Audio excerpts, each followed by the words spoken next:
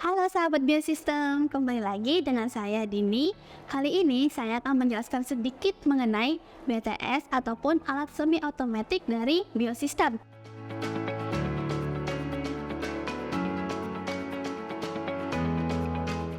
Nah, apa aja sih tampilan yang ada di alat BTS ini sehingga mempermudah analis untuk memeriksa hasil pasien? Pertama, kita bisa melihat ada namanya pemeriksaan konsentrasi. Yang kedua, kita juga sudah diberikan opsi untuk melakukan pemeriksaan absorbansi. Dan yang ketiga, kita bisa melihat tampilan untuk melakukan pemeriksaan quality control, sehingga hasil yang dikeluarkan tentu sudah divalidasi. Nah, yang keempat ada tampilan pemrogramingan, di mana ketika alat ini sedang mencapai suhu kerja ataupun suhu 37 derajat Celcius, kita para analis bisa langsung melakukan pemrogramingan pada parameter yang ingin digunakan sehingga tidak perlu lagi menunggu waktu yang lebih lama. Dan yang terakhir, kita juga bisa melihat hasil pemeriksaan berdasarkan tanggal, nama pasien, dan juga parameternya apa-apa aja sih yang sudah di-running. Nah, yuk kita kulik apa sih bagian-bagian lain yang ada di dalam tampilan dari BTS ini.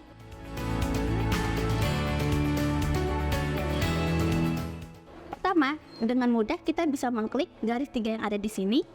Dan terlihat deh tampilannya, ada bagian Home, Utilities, Setting, User Manual, Quick Restart, bahkan Shutdown.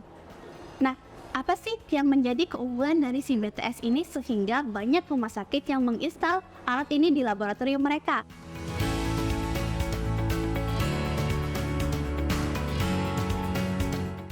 Yang pertama, itu kita bisa melihat dari opsi utilitas. Ada tampilan yang disebut dengan Show Device Info ataupun informasi mengenai alat ini. Ketika kita menggunakan Wi-Fi yang sama, di sini akan tertera IP dari si alat ini sehingga dari smart device bisa dihubungkan langsung dan juga kita langsung bisa melakukan pemeriksaan melalui smart device kita sendiri. Kedua, BTS ini sudah menggunakan lampu LED.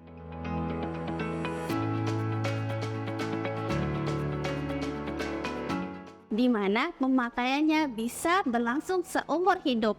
Nah, kita bisa ngelihat nih, di sini juga ada namanya photometry test, di mana kita bisa memeriksa sendiri apakah lampu ini masih berjalan dengan baik. Dan yang ketiga itu, dia bisa menggunakan bahasa Indonesia loh. Nah, pemilihan opsinya di mana sih? Kita bisa klik bagian setting. Nah, di sini ada tuh namanya language. Bahasanya apa aja sih selain bahasa Inggris dan bahasa Indonesia?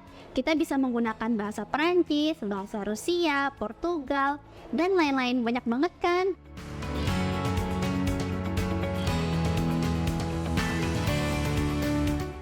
Nah, apa aja sih yang akan didapatkan oleh rumah sakit ketika menginstal BTS ini? Nah, yang pertama, rumah sakit akan mendapatkan wadah limbah. Nah, wadah limbah ini tentu saja memudahkan para analis untuk tidak bingung dong harus dibuang kemana sih limbah-limbah yang sudah diperiksa oleh alat BTS ini. Nah, yang kedua, BTS ini juga sudah dilengkapi dengan thermal printer. Pertanyaannya, boleh nggak sih kita menggunakan external printer? Tentu aja bisa dong, karena BTS ini sudah dilengkapi dengan USB port. Selama external printernya mendukung ataupun memiliki kabel USB, maka bisa-bisa aja BTS ini mencetak hasil pemeriksaan melalui external printer, tidak perlu menggunakan thermal printer yang sudah disediakan. Nah, yang menjadi daya tarik dari BTS ini adalah BTS ini sudah menyediakan inkubator. Ya, walaupun hanya satu, tapi lumayan lah ya daripada kita harus membeli inkubator yang banyak. Nah, bagaimana teman-teman? Tertarik nggak menggunakan BTS di laboratorium kamu? Jika ingin bertanya-tanya, jangan sungkan ya untuk menghubungi kami. Jangan lupa di like, komen, dan di share, serta di subscribe ya teman-teman jika teman-teman ingin mengetahui lebih banyak lagi mengenai produk-produk dari biosistem. Salam sehat teman-teman, sampai jumpa lagi.